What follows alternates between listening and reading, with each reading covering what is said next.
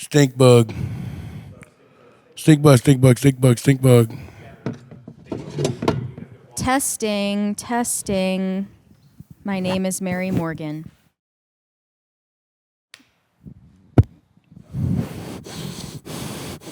So you're back for another episode of an internet show. Although we told you not to come back, here we are again. My name is Mary. Kyler. You know, it sounds kind of aggressive, like with the hard R in Kyler. You ever thought about going by Kyla? You know? Click, click, click, click, click, sub, click, like, click, share, click, click, scroll, click, trash, click, click, internet show! Don't click! So, Kyler, what we're about to do is...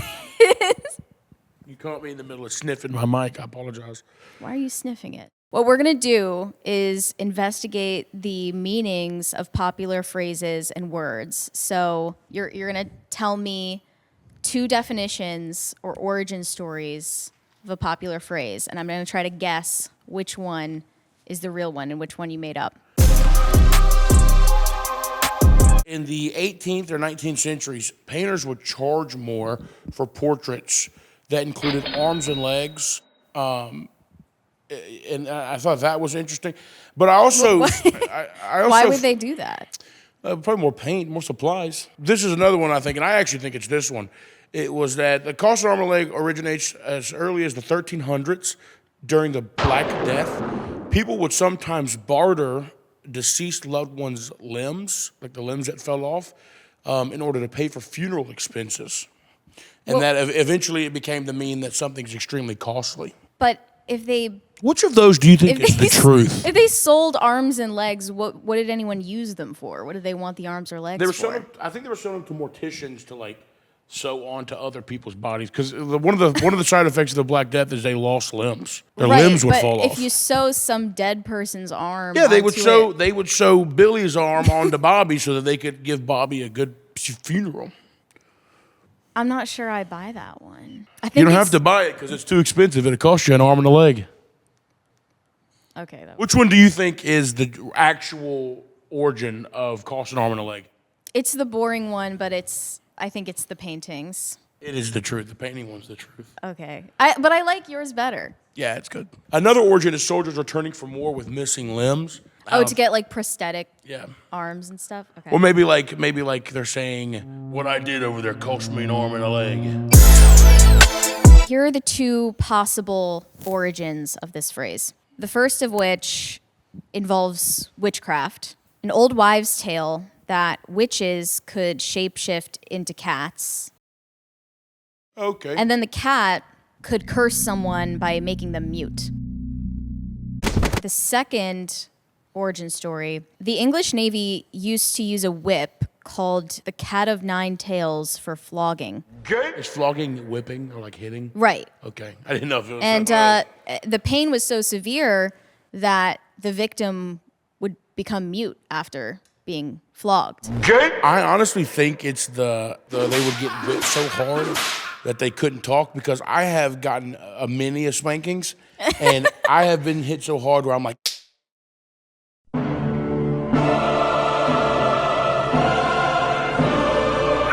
and like catches up, you know?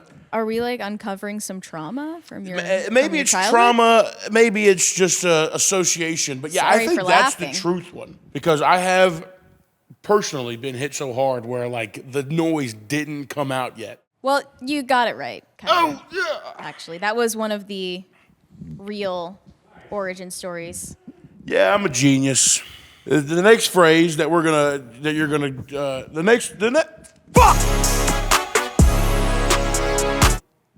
Here's your options. Riding shotgun comes from the 1800s when wealthy priests would travel across the United States. They would strap a shotgun to their traveling partner's leg, usually their wives. As firearms got smaller, they would sometimes completely hide the gun in their rectum. So I'm assuming that means like when shotguns go from like this to like revolvers, they would like just like hide them like Wait, in their... you said priests?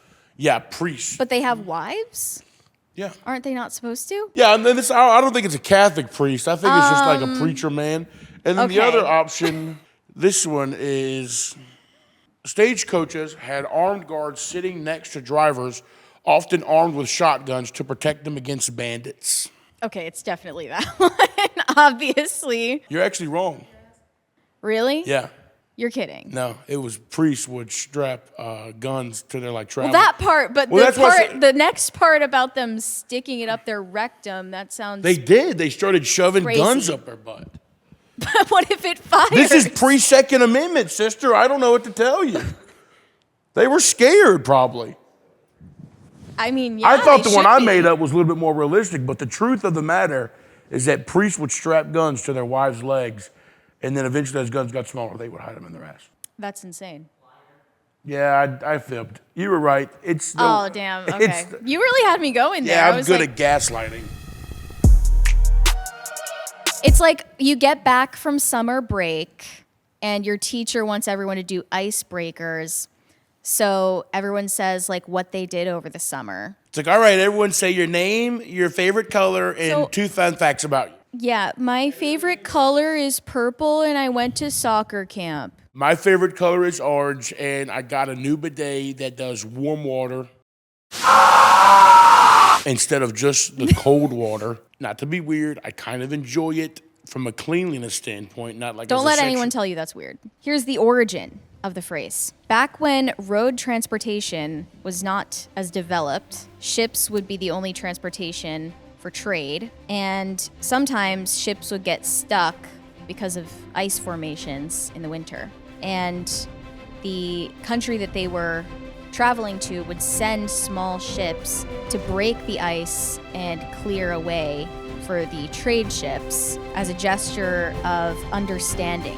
I kind of buy that.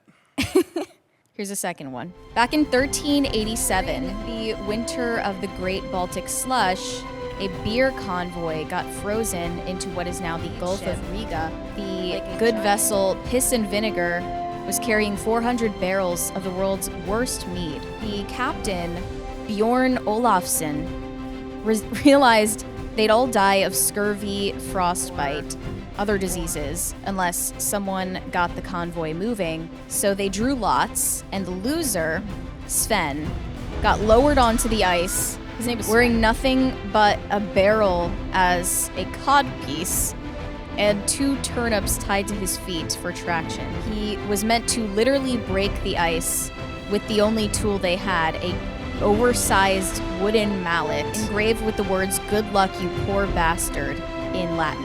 And Sven slipped, fell face first, and smashed the mallet straight through the ice and disappeared into the water. Everyone assumed that he was dead.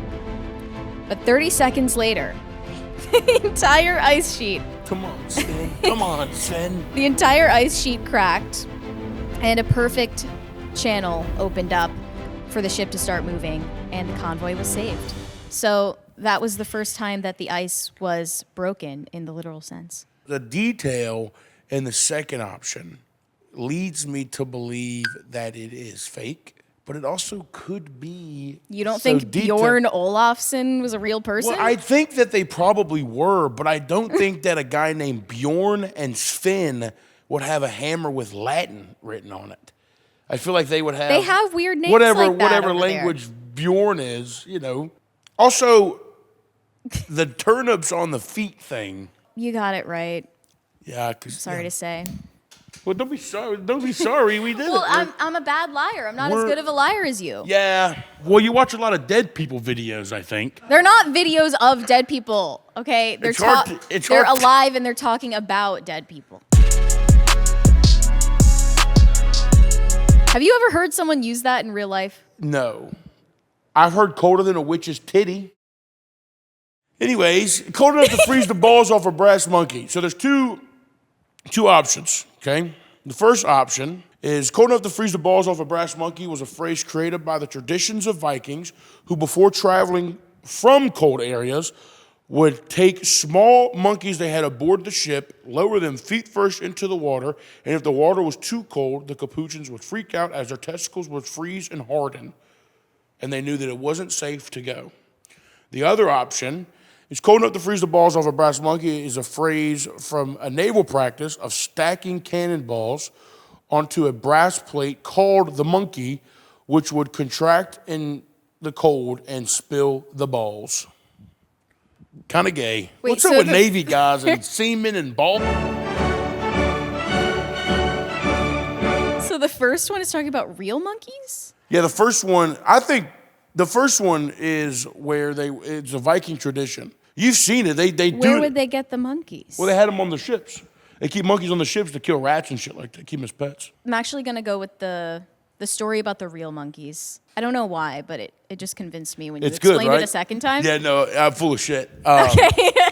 I made that one up. Okay, you got me. Yeah, whoever in the Navy came up with that term or that phrase should have been thrown over immediately. We have a quick word from our sponsors before we continue with our regularly scheduled programming. It's AIS VPN. Once the cat's out of the bag, your data's out there. And sooner or later, someone's going to spill your beans. At that point, you just bite the bullet. Because leaving your internet unprotected could cost you an arm and a leg. AIS VPN keeps your information under lock and key. So you're not caught red-handed on public Wi-Fi, PPing where the poo-poo goes. It works across all your devices. Phone, laptop, the whole nine tails. Go to the link in the description to get AIS VPN. Use code AIS. Better safe than sorry. All right, back to the show. And we're not blowing smoke up your ass. That's going to piss off the Australian guy. Just saying.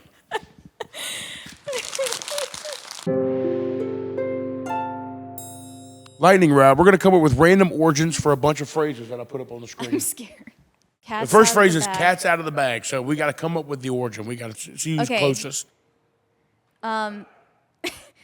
They would tell you that it's a chicken in the bag, but it was actually a cat. Hamburger, cheeseburger, Big Mac, Whopper, hamburger, cheeseburger, Big Mac. You wanted to buy a chicken, but they were hiding the cat. And then the cat gets out, and you're like, "Hey, wait a minute! I thought I was buying a chicken." And it was a cat the And it whole was a time. cat the whole time. Yeah. And that's what happens at these Chinese markets. I think maybe that's a great answer. That's a great answer, actually. And I'm a little different route.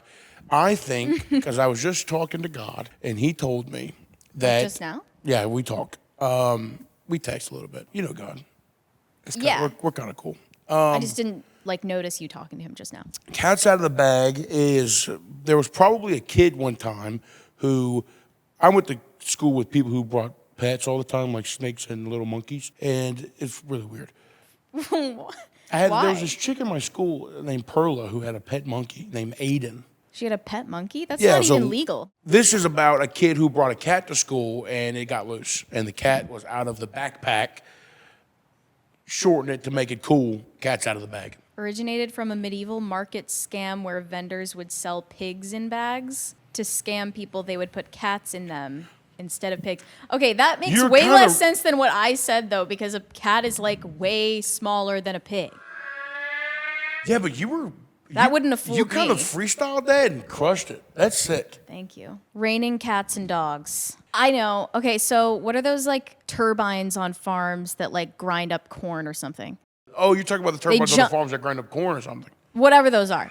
I know those. The farm- You're talking about the turbines on the farm that grind up cats- corn or something. The I know farm that. cats or the barn cats and the farm dogs or whatever, they would accidentally jump in that turbine and then the guts would just go flinging, like just be pink mist everywhere. It's raining cats and dogs.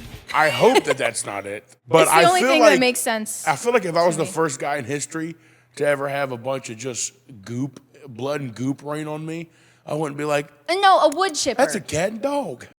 During 17th century London's poor sanitation, during heavy rain, the corpses of stray cats, dogs, and other animals? Oh, like in the gutter? Have you ever heard of the Kentucky meat shower? Okay, bite the bullet. Suicide. Shooting yourself in the mouth. When you're in a lot of pain, you put a bullet between your teeth and you bite it. You're right. Wounded soldiers without anesthesia were told to bite the bullet during surgery. Okay. Yeah, it's good for you. Spill the beans. Spill the beans. When you're in the movie theater and you brought some beans as a snack and then you spill them, that's it.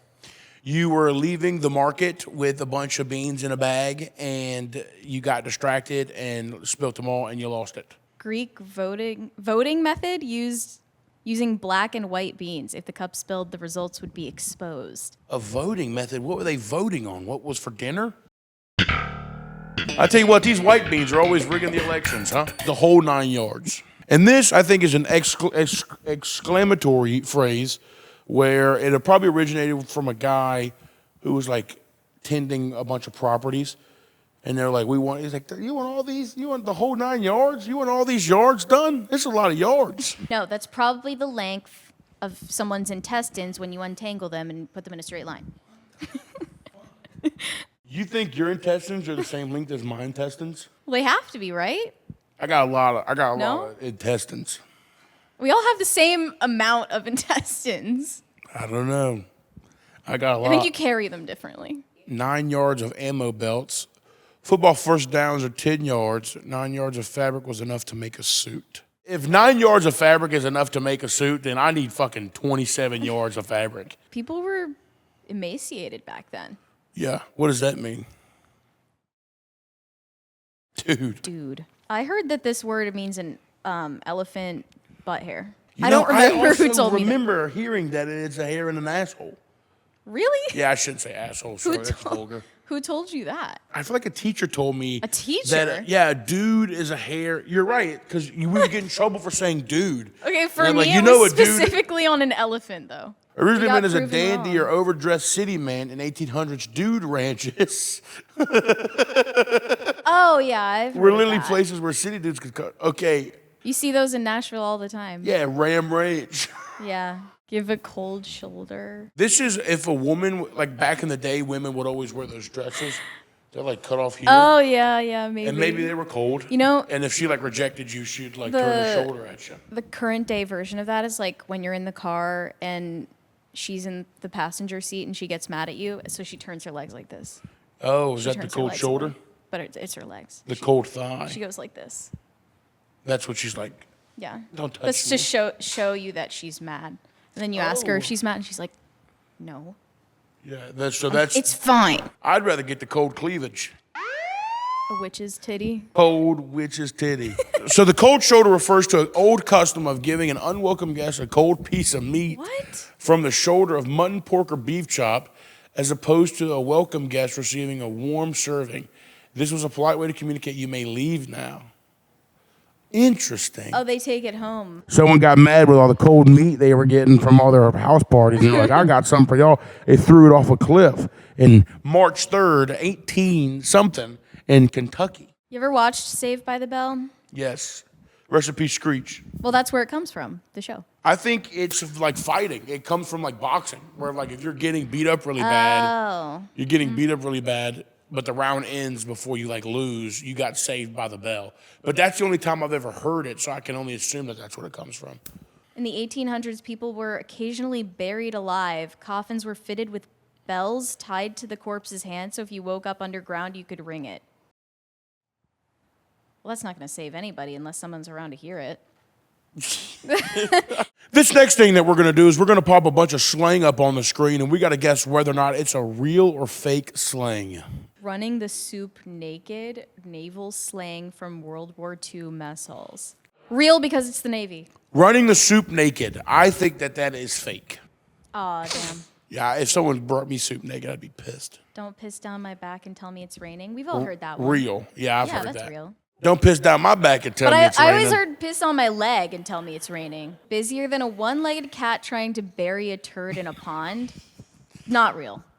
This is real. You've heard this? Yeah, I've heard something. Seriously? I've heard something similar to this. I've heard something. It's not real. No, you could say that. You kicked the beehive barefoot. Fake. I want to say it's real. I mean, I feel like I hear these kinds of things before.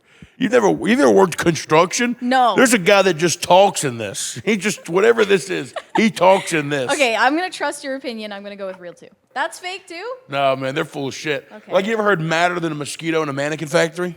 These are real No. things. People say these things. Nervous as a long-tailed cat in a room full of rocking chairs. That is real. I have heard that. These are real. I all believe three you. of these all three of these last ones are fucking real. Oh, this one's real. Yeah, because your tail would get caught under the chair. Oh, okay. So you're nervous. Yeah. I got a really good one. It's along the lines of like a Southern thing. A guy that I used to work with said, I told him that he didn't get any like girls. I was like, man, you don't get no girls. And he Okay. said, son, I pull more tail than a retard at a petting zoo. And I thought that was the most clever thing I'd ever came heard up in my with life. that On the himself? fly. Looked at me That's dead in my face and said, crazy. son, I pull more tail than a retard at a petting zoo. Well, you know, it's telling that all of the slang that you had heard before, you've learned from real life interactions, and all of the slang that I know is from social media. Yeah, but I mean, I don't know. know people, like I didn't grow up knowing people who had like accents. yeah.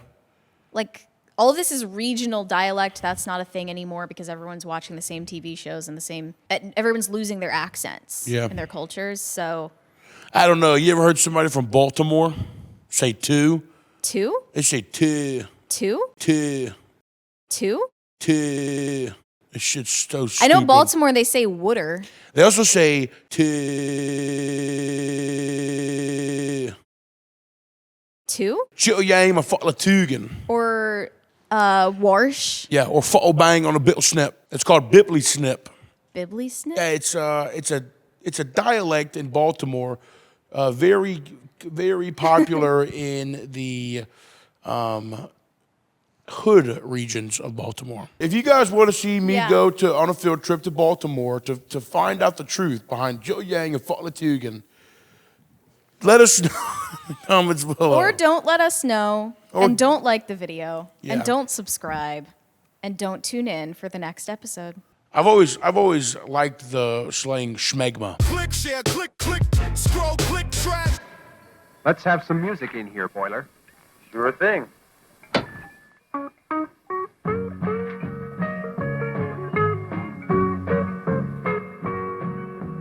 Thanks to Arizona.